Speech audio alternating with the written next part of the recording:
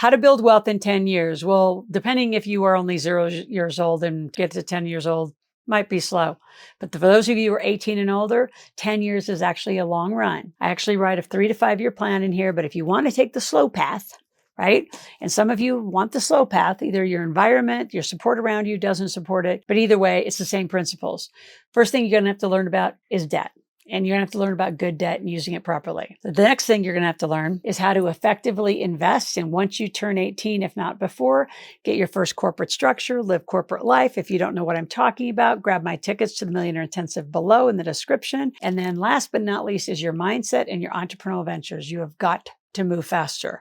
And you've got to amplify your speed and your ability to make decisions. Some of you stand around and say, well, I don't even know what I want to do in a year. Well, you're going to be broke in a year unless you decide I'm going to be wealthy and I'm going to go do something in a year, in 2 years, 3 years, 5 years. So let's begin.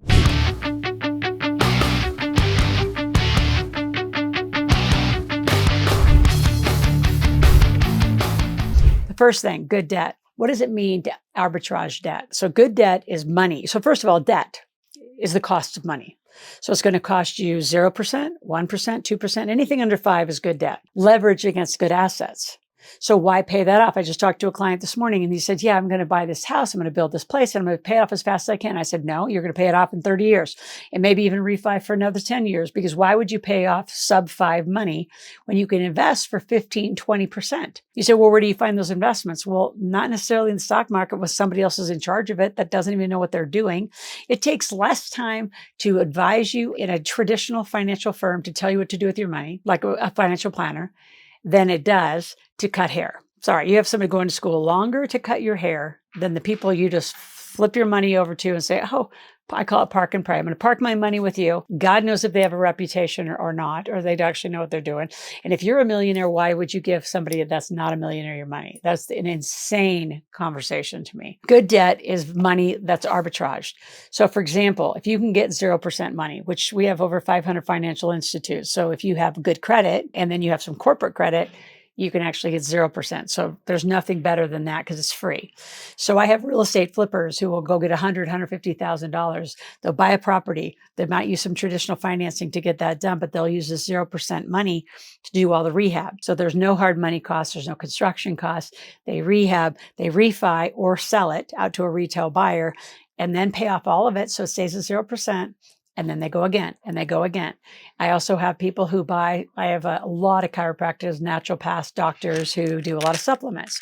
So supplements cost money. So instead of financing them from your cash, put them on 0%. I mean, if you're going to buy $100,000 worth of inventory, if you're going to buy $100,000 worth of books, if you're going to buy 100, whatever, put it at 0%, pay it off in 21 months while you're keeping your money to make money. So my best arbitrage debt clients, I mean, some of them are in debt to $1 million, $2 million. Arbitrage, right? That's like free, almost 2-3% money, and they're making 12, 15s, and 20%. So they're making the spread, and that's basically printing money. Think about it. If you were $100,000 in debt, but it cost you nothing to be in debt, 0% financing, and you could find a way to invest for 12%, 15%, you're making 12,000. You're printing 15,000 in interest. That's just money. That's the cost of that money. That's what you're getting for it.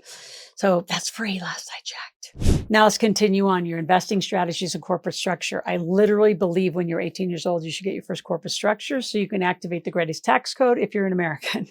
And it's going to be critical you do this. The faster, the more we can shave off that 10-year goal, because you know I want you there in 3 to 5. Like when I wrote The Millionaire Maker, I said it's a 3 to 5 year plan.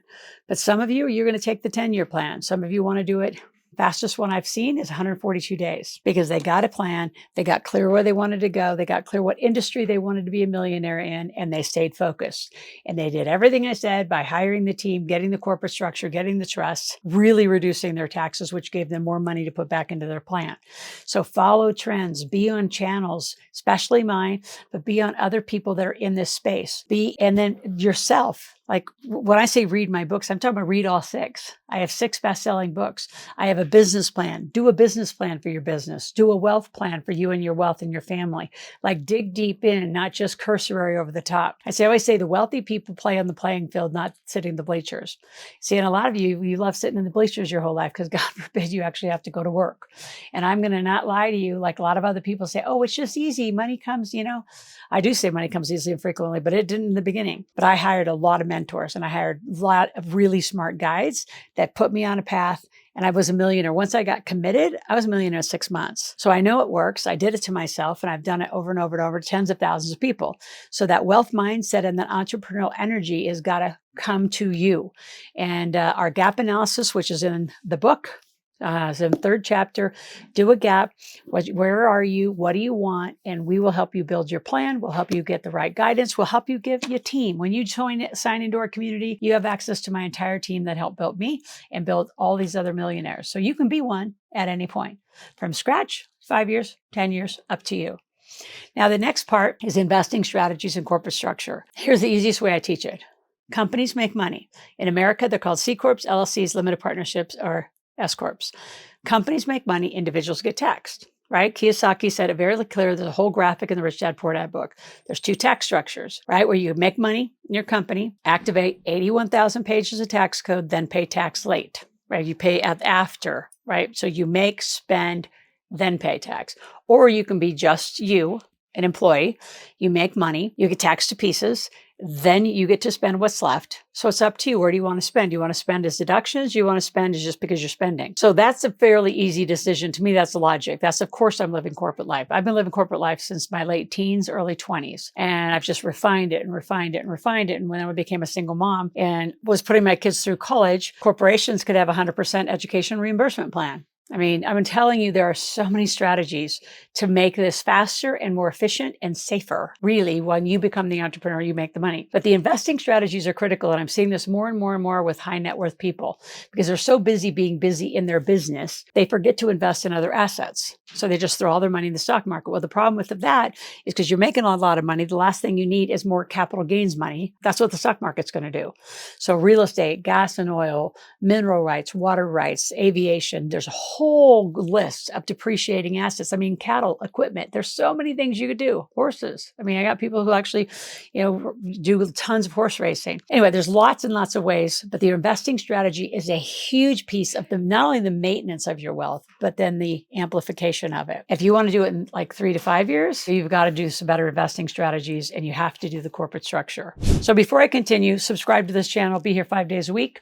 I need you here, your whole family here. It's a family-friendly channel. Anyone 5 years old and up should and can be here. So I look forward to having you. And then finally, and not last, because you're actually going to start really this way, is with some more entrepreneurial ventures. You got to put more money in your system and expand your mindset and your wealth mindset, which means get around people who are already millionaires and are already walked the path. So you just follow their path, stop these ridiculous mistakes that you love to pay for, and just get there faster. If there's nothing more important, in my opinion, building generation wealth is a huge part of what we do. And a lot of you think, well, making more money. Yes, making more money is part of it. But the wealth building, the generational part that passes is your keep money. How do you corporately structure and get a trust? And how do you invest? Because when you pass, the how you made money is going to probably go away unless you own the family business. How you kept it and how you invested it then moves on to the kids, which is where the legacy and the lineage needs to be.